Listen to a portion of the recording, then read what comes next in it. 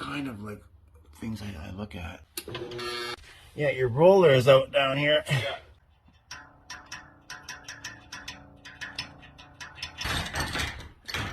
But yeah, that's a long pickup arm. Look at that broken hinge here. That's as bad as it gets.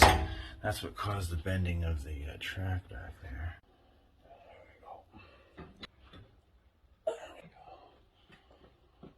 Bingo. You got relaxed cabling.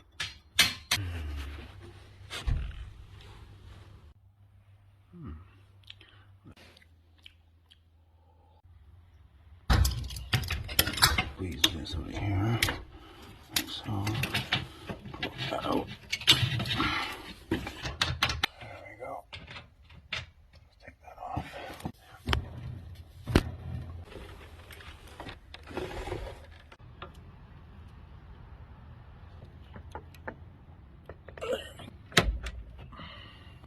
Yeah, that's not good.